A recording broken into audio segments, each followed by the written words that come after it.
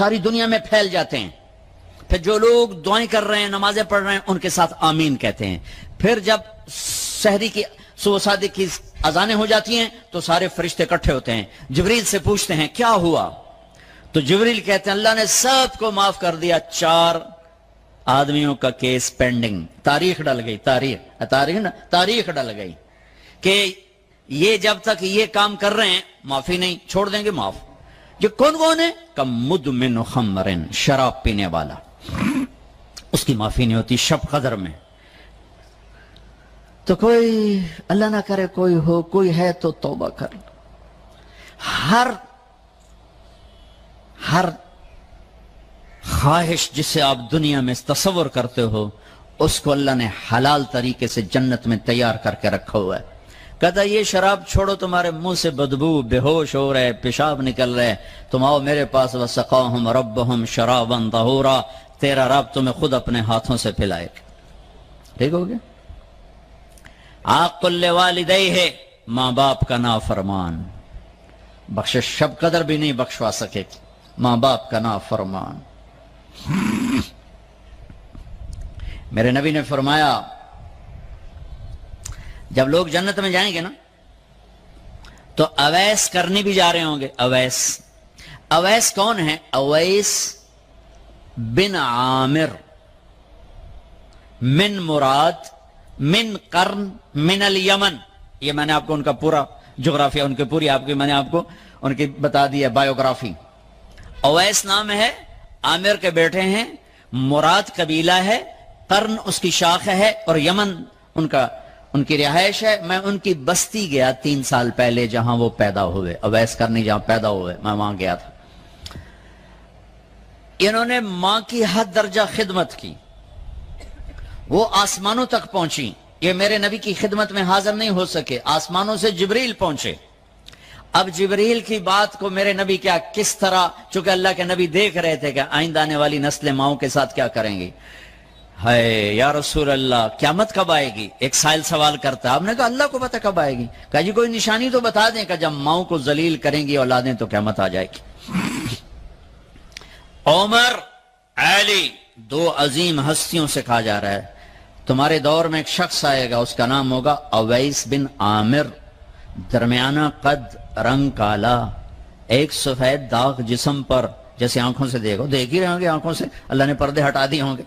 تو آئے گا, اور جب وہ آئے تو تم دونوں نے اس سے دعا کروانی. اللہ کی قسم حضرت عمر اور حضرت علی کو اویس کی دعا کی ضرورت نہیں تھی.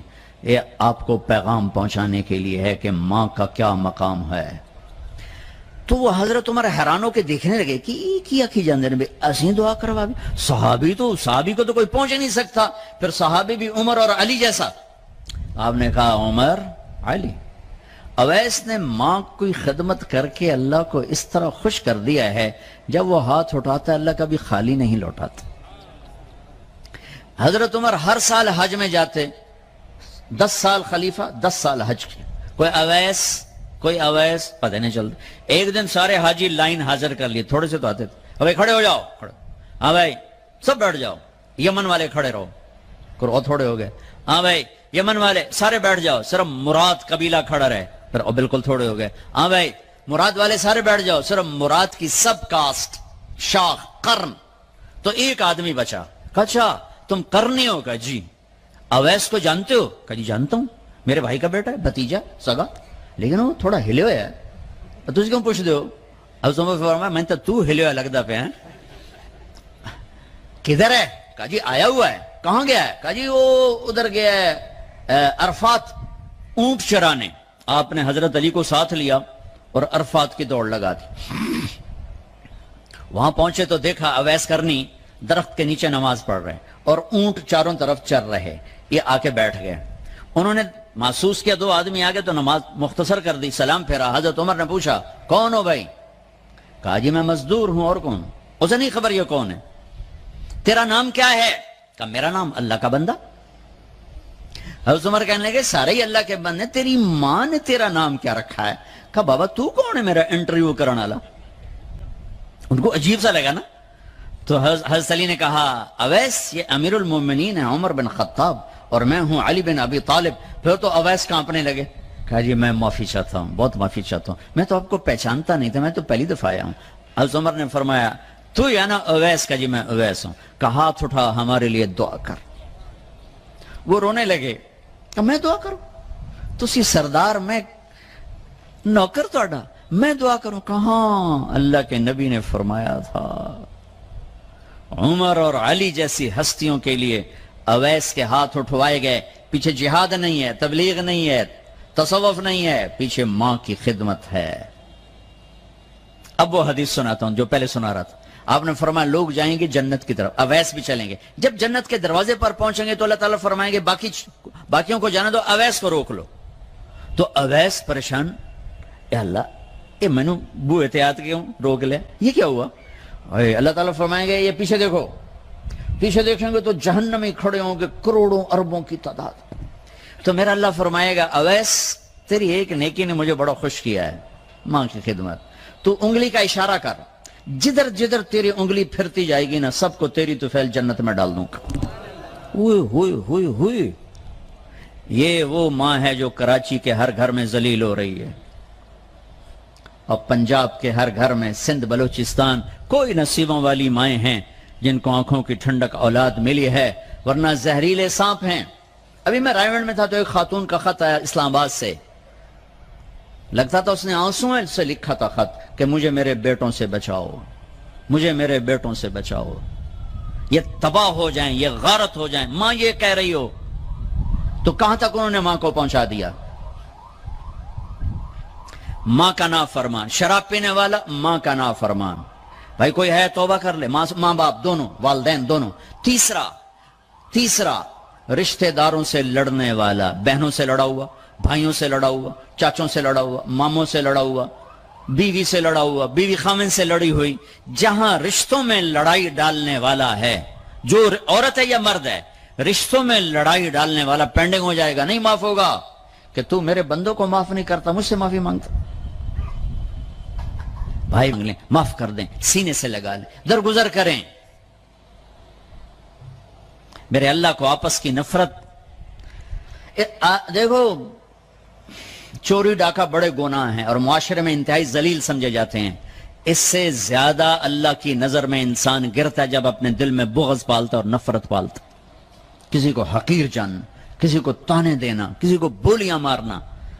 اس لیے میں گزارش کرتا ہوں آپس کے بغض ختم کرو, خاص طور پر خونی رشتوں کے بغض ختم کر کے گلے لگو, معاف. خامند اور بیوی, ان کی آپس کی لڑائی سارے خاندان کو تباہ کر دیتی, اور ہمارا سارا اس وقت خاندانی نظام ٹوٹا ہوا ہے, غصے بڑھے ہوئے ہیں, ہماری غذائیں گندی ہیں, غذا کا اثر پڑتا ہے, سموسے, پکوڑے, فاسٹ فوڈ. دیکھو ہم, یہ میں نے سانس لیا پھر باہر نکالا, میں نے اندر کس کو لیا؟ آکسیجن. باہر کسے نکالا؟ کاربن ڈائی آکسائڈ. جب کاربن ڈائی آکسائڈ نہ نکلے تو آدمی مر جاتا ہے. کاربن ڈائی آکسائڈ رک جائے تو آدمی مر جاتا ہے.